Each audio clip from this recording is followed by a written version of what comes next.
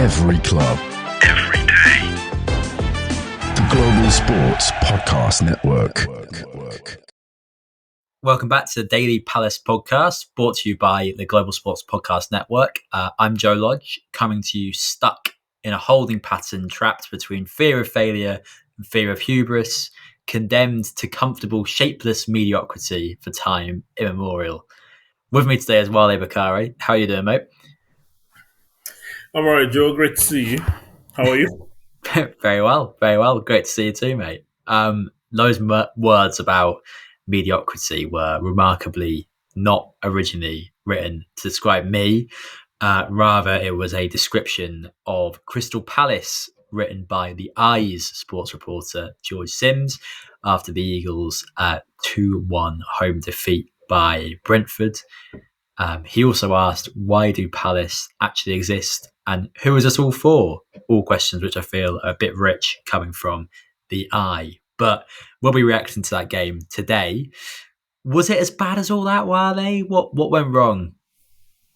Well, it's either 3 points or 1 point. If you're getting 0, then it was bad. So if you look at it like that, then it was bad. If you also look at the fact that was Brentford doing a double over Palace, then it was bad. If you also look at the fact that they've done a double, and it's not because Palace have, it's not because Brentford have been particularly better than Palace, over the two games. So it wasn't a great result. Palace were at home. It's been a great run of results in the last 12 games thereabouts in the Premier League. The game against Brentford at home was one that I personally was hoping, Palace would consolidate on the recent run of form. But then, the loss is a setback.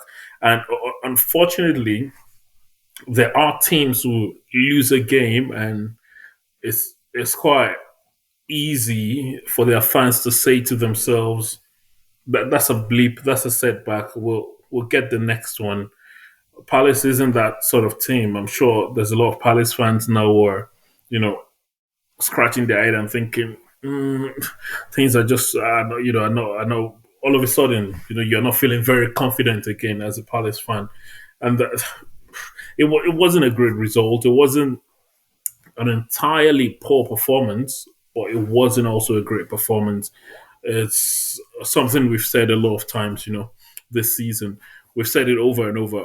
Wherever Palace are this season, it's not for a lack of desire or quality. It's not because they've not played well. It's not because they've been poor in their games. It's just at crucial moments, Palace have not just been able to, get over the line. To put, the particular game in context, Palace just couldn't, have the decisive final touch.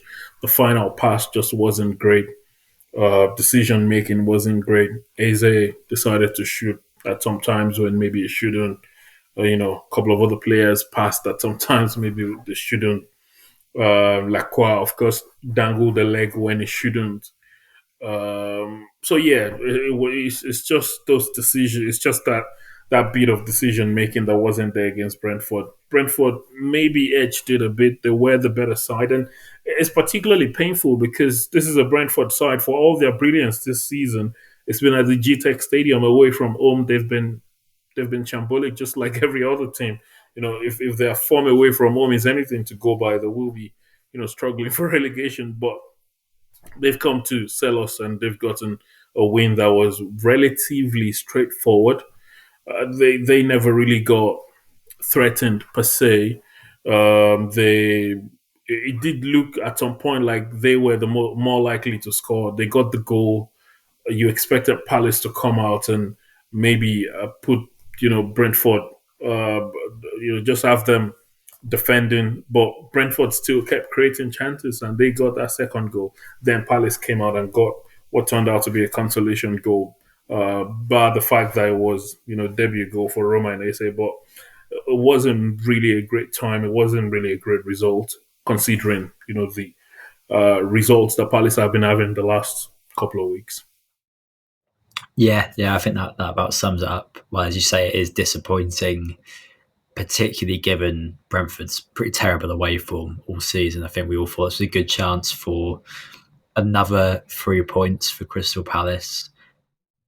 It was, as you say, a little bit hard to put your finger on. It wasn't anything disastrously wrong. I think it just felt like a team that was a bit low on energy and focus. The game was pretty deadlocked,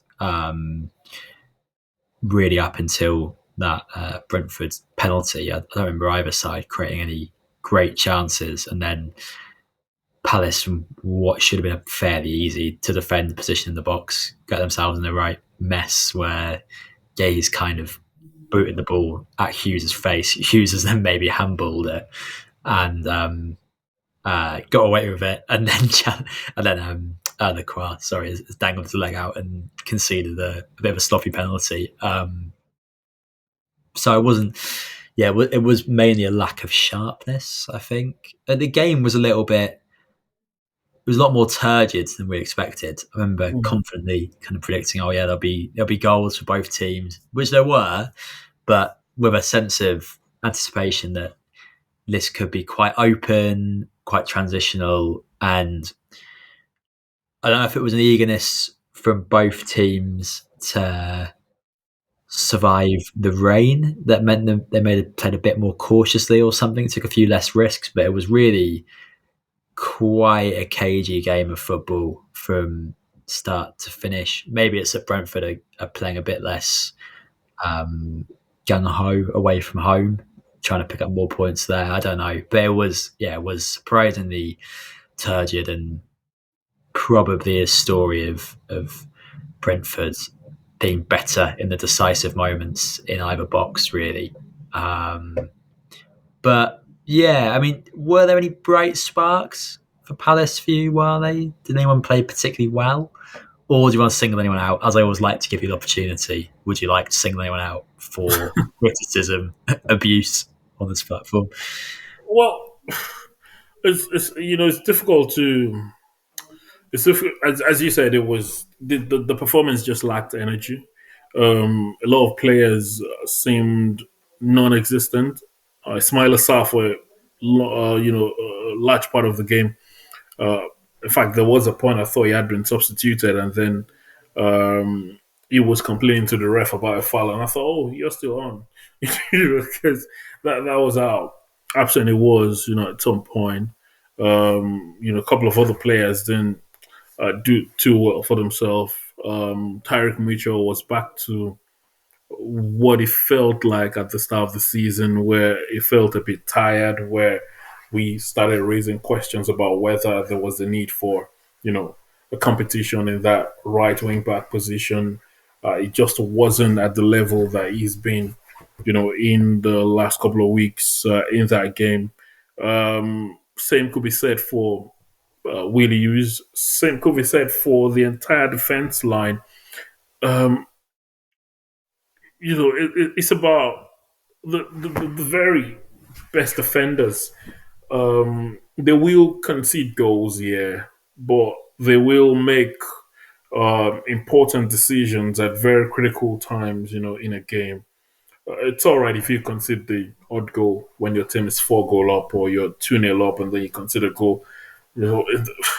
It happens. But when the game is 0-0, when you're playing at home, when your attacking line is struggling to find the momentum, you need the defense to be solid. You need them to say to themselves, whatever happens, we're not, letting one get past us, and to then allow a penalty, to then give away a penalty when the ball could have been cleared, wasn't so great. Lacroix knew almost immediately.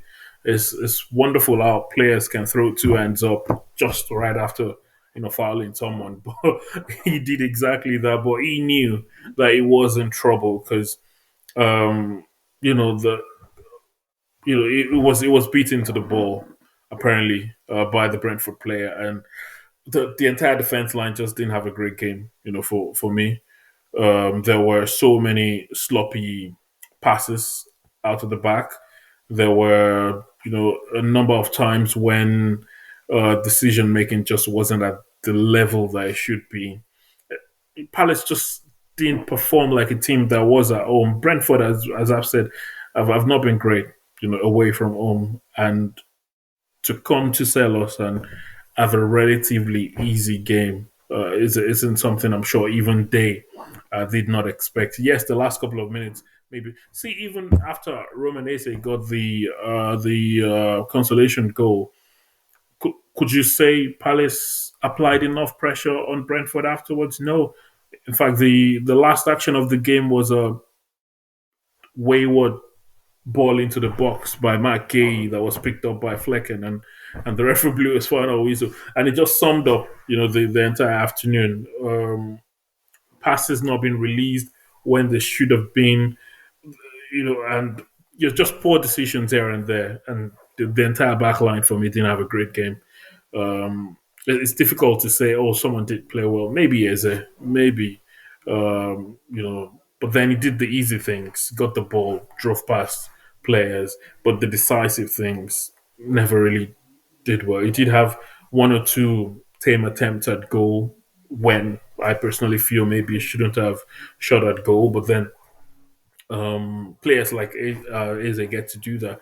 Well, there's the other part of the fact that the young man came on, made his debut, got a goal with his first touch, but did he do anything afterwards? Did he do anything to get you excited afterwards? It was, of course, difficult circumstances to make your debut in. The weather also didn't help.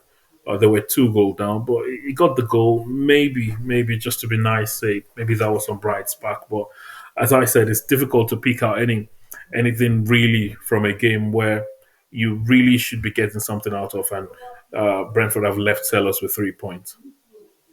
Yeah, I think Eze does deserve some credit on the day. I think he was at least constantly creative, constantly a bright spark. You're right, his shot selection wasn't great all game, but then there is something to be said for when nothing's going, just getting some shots off and seeing where they ricochet and where they go. And he did manage to do that. He managed to get 6 shots off on the game and rattled the woodwork on one occasion. I think he made something like 6 key passes as well, and that included lots of clever little moments. Like Palace's best chance prior to Esse's goal off the bench was that Mateta one where he strikes it on his left foot, and Flecken gets a good hand to it, and that comes from a really smart little flick to almost leave the ball, but just slightly redirect it into really nice channel for Mateta to run onto. So I think he did genuinely have a good game. And otherwise, yeah, I say it's not like you could single out that many people who were astoundingly bad, just a bit sloppy in moments. And I think you're right that Palace really did struggle to move it through the midfield. I saw on the stats afterwards. Hadn't really noticed what a nightmare he was having in the game, but Lerma did one half of the game really well. He did his defensive duty really well and got about, but I think he had like 54%, something like that, pass accuracy, which is not... give the ball away a couple of times, yeah. Yeah, 1 or 2 centre mids in a team in the Prem, you're going to really struggle to exert any kind of control, influence, fluidity on the game if your centre mids are struggling that much to move it through the lines.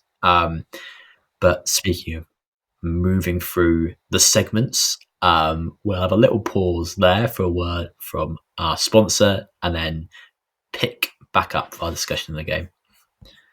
Do you have a story that the world needs to hear? Have you struggled with reaching new audiences who engage with your story? It might be time for you to start a podcast. Let me tell you about a platform we use here at Global Sports Podcast Network. Zencaster makes it easy to start a high-quality podcast built for growth from day one. With 4K video recording from your phone and AI editing that automatically removes ums, ahs, your nose, and 22 other speech patterns, Zencaster makes it super easy to start a podcast that sounds great. Ready to tell your story? Check out the link in the show description to learn more about Zencaster. Yeah, so you've spoken a bit just there, Wale, about the defence from Palace. Do you have kind of longer term concerns? Did it make you raise questions, this performance, about how they are coping, how they will cope with Chalabar's absence, for instance, or whether they're just generally slightly losing their kind of cool and focus? I don't know. What are your thoughts? Was that particularly concerning in the long term sense? Well, not really, to be honest. I'm not entirely confident if Chalobah was present, whether it would have been a major, difference maker. We've seen the Palace defense perform like that in a couple of games this season, even games the Chalobah have been. We've seen Chalobah give away a couple of passes as well. So it does seem like the team is not able to maintain a certain level of energy every game. Although they've been able to do that for a run of weeks now. But as I said, that performance yesterday, you just reminded me of the start of the season, the couple of games before October. The performance against Brentford in the first leg, West Ham, against Leicester, until Palace got those equalizing goals. So not necessarily because Chalobah has left. Yes, you cannot necessarily say you worry long term, because if you look at it, Palace have conceded, I think, 28 goals thereabout this season. That's seven more than Liverpool and Arsenal, who've conceded the fewest goals. I'm sure Palace are relatively up there as far as the better teams in the league regarding goals conceded or goal concession is concerned, and it hasn't been the goals that Palace have been conceding. It's about the major issue has always been creating the chances. I just want to make sure that I have the right the right figures as well. Yeah, well, 28 before that game against Brentford, so 30 now they've conceded. But the team has a -4 goal difference. It's 26 goals that the Palace have scored. Even Wolverhampton Wanderers in the relegation zone have scored 6 goals more than Palace have done. This season, although they've conceded 52 goals. Yeah, but I wouldn't say I'm worried or long term, but those performances cannot be a constant. Even in games the Palace have won in that run of games that we talk about since October, when the team got the first win, you could argue there's been games where Palace were there for the taking. The defenders gave passes away. Anderson had to save the team a number of times. In fact, I think he's made one or two penalty saves this season. He's made some fantastic saves in games this season. Saved Mbeumo's first penalty. Sadly, Gay was encroaching, and that meant that the penalty had to be retaken. So I'm not particularly concerned, but it's something Glasner has to look at. There has to be a reason the team is unable to maintain that energy level, week in, week out. It's the Premier League. It's difficult, though. We see teams unable to replicate performances. I was watching Fulham United yesterday. About 60 minutes into the game, I just woke up and realized that I'd been sleeping for about 20 minutes. That was the type of game that was playing out, because for some reason United were, because they were just there. They were not good. They were not poor. They were just being United. Fulham normally with the kind of performance that we've seen them put out could easily have been better, but for some reason the energy level just wasn't there. So it's not just Palace. It's difficult in the Premier League, especially with the amount of games that players have to go through. But then although the teams playing in the Champions League, the Europa League, and the likes have got more quality, they've got more squad in depth. We've seen what's happening with Tottenham. They all of a sudden just a couple of points above the relegation places because of injuries and players not being able to keep up with the energy level. They got the goal against Leicester, but couldn't keep up with the energy level and lost the game eventually. So Glasner has to look at it, whether it's about recovery, whether it's about planning better, whether it's about rotating the squad more. I know it's difficult. It's easy to say, but there's a reason he gets the big bucks. So it's something he has to look into, and it's something his backroom staff need to be looking into. Yeah, no, I think you're right. I mean, I'm not majorly concerned about defence. Say it's realistically in this game, the penalty was a bit messy. The concession of it and defending of it, to be fair. And I wouldn't say there are any major errors for Sharda's goal. Mitchell could maybe be a little bit quicker to get across to Damsgaard, but he does get across pretty quickly, and he does wonderfully. It's kind of a perfect cross and a really strong header. And that was about it for Brentford's chances, really. So the defence still performed pretty well. It's just, Brentford were clinical on the day. And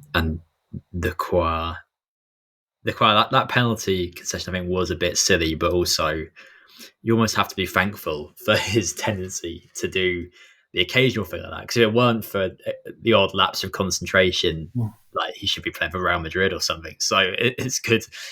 That's a price they have to pay for him to play for Crystal Palace. Then I think that can take the odd sloppy penalty a season. So the most dramatic moment, as we touched on there, of the game, most dramatic, most contentious maybe, came when Mbeumo missed his first penalty attempt, rebounded back off the post.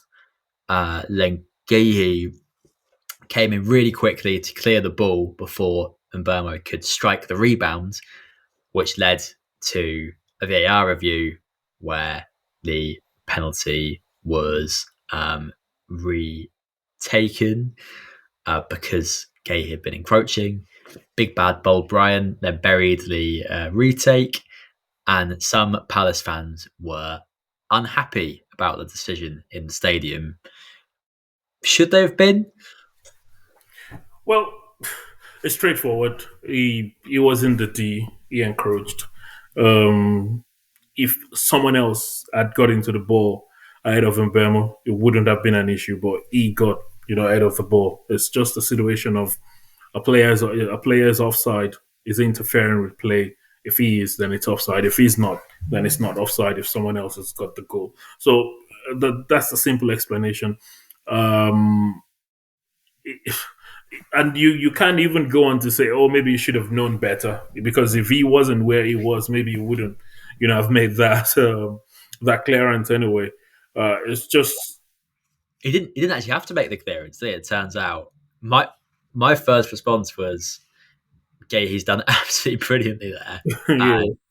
He's like stolen in, he's reacted so quickly, and nicked it away from Mbeumo. But I believe, one, he was only there so quickly because he was encroaching, and two, because the ball came off the post. I don't think Henderson actually got a touch to it on review. It meant Mbeumo couldn't have struck it anyway. Yeah. That's why he was reacting so slowly. But then it happened so quickly. It wouldn't be thinking of that. No. Not. Trust me, I had to, say to my pal, at home, saying to him, yeah, he can't strike the ball because it came back off the post, and it kept going really wide. so it was something he did instinctively, and you can't really begrudge him. The issue was the fact that a penalty was given away. Going by Mbeumo's records, it really should be scoring, actually. So I'm sure it was expected to bury the penalty. So it's unfortunate what happened with Gay, but the referee has done the right thing. What I do not understand is why they take so long, in making a decision. It was quite clear. It was quite clear. It was in the D. It got to the ball first. Except someone saying, well, Mbeumo can't eat the ball, but it was quite clear. I don't know why they take so long if you're going to eventually come to say, well, it should be a replay. A couple of times, I just wonder why they take so long. But honestly, you can't really be. Yes, you'll be disappointed at the outcome, but particularly what happened was exactly what you would expect. I'm sure if it was the other way around, I'd be the first asking for a replay. Yeah, no, I completely agree. I think I guess the Palace fans' frustration was probably understanding a bit more about, as you say, the length of time that it takes and the general nature of VAR in terms of removing those moments of sort of shock and joy. It was quite a moment of excitement, shot in the arm for Palace, because Burma almost never misses penalties. But at the end of the day, it was the right decision. The VAR came to the right call, and it's kind of thing it's useful for. And it was a nice lesson on the rules around penalties. The risk of turning myself into a lewd soundbite. It was a nice and rare reminder of what the D is for. And nice to also think about. I never really considered that a player can't strike the ball after it's come back off the woodwork. But of course they can't. So yeah, nice to have some of those rules clarified. If nothing else, there we'll take a pause for a quick word from the network, and then finish up with a quiz. This podcast is part of the Global Sports Podcast Network, the only network bringing you exclusive daily news and views on your Premier League team, the Premier League, women's football, and fantasy football. A unique listening experience that puts fans first, bringing you the very latest breaking news from your team. Subscribe wherever you get your podcasts and make us your first listen every day. Global Sports Podcast Network, every club, every day. So one bright spark from the game for Palace, as Wale mentioned earlier, was Romain Essay coming on and scoring with his first touch on his Prem debut before failing to find the net with his subsequent 5. So with that in mind, I am going to give you, Wale, a quick quiz on debutantes. Are you ready for that? We've got 3 questions. Okay. We've got 3 questions, and if you get all 3 right, Romain Essay will mow your garden in the summer. I think he's agreed to that. I've not checked the DMs, but I think he's nailed down for that.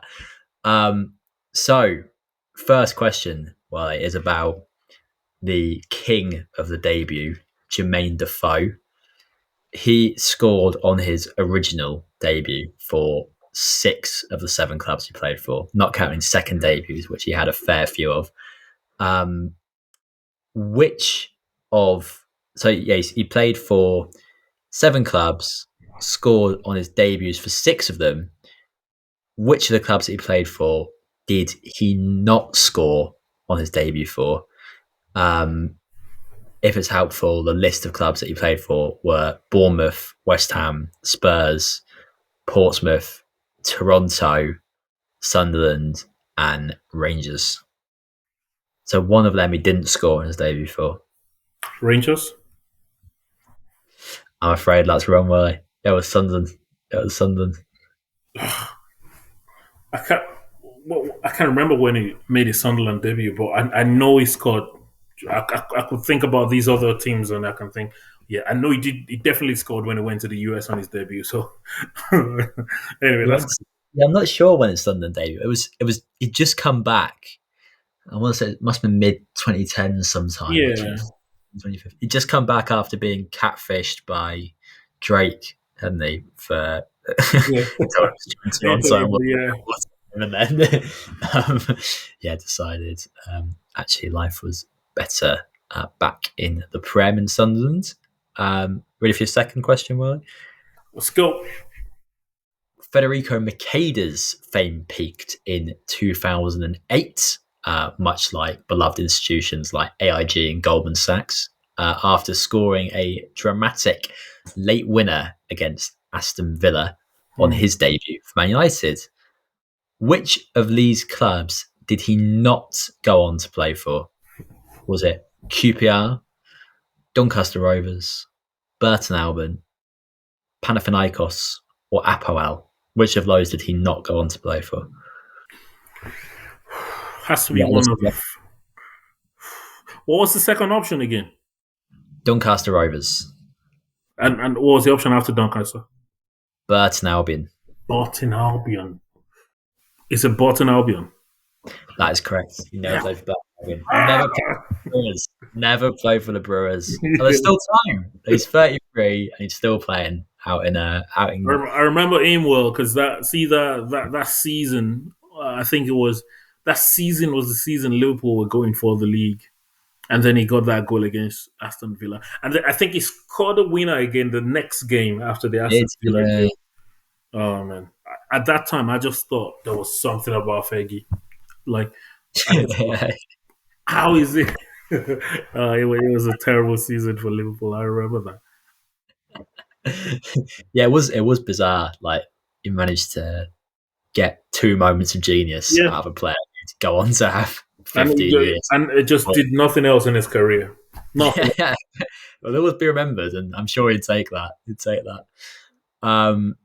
Lastly, which singer won international acclaim with a debut album called Debut, which came out in, I guess it would have been around the first season of the Premier League, 1993. Was it Tupac, Bjork, Beck, Mariah Carey, Paul Gascoigne, or Shane Long? It was definitely not Tupac, that I know. Nice. Are you considering Shane Long? No. It was probably training to be a rugby player at the time. Didn't he play rugby? I think he played rugby before. Did he? I know he plays guitar. That's why I included him. But I suspect he must be about 7. Was it? Could he be Gascoigne? He could do it. No, Mariah. Well, I'm thinking this is around the time that Gaza released his music. Yeah. Was it Mariah Carey? It wasn't. No, it was Bjork. Yeah. Disappointing. Well, one out of 3 ain't bad. Well, at least I knew it wasn't Tupac. Just about keeps you up for most seasons. 38 points. Yeah. Well, it was a Lacroix-esque performance. I just. Yeah. Well, I mean, mostly, I suppose, it would be Lacroix-esque in 90% of the podcast. You're excellent, and then a small lapse of concentration at the end. But exactly, take that. Thank you for joining me today. Cheers, Paul. Always a pleasure. Thank you all for listening. If you got this far, give us 5 stars. As always, we will be back as normal tomorrow. And until then, goodbye. Every club, every day.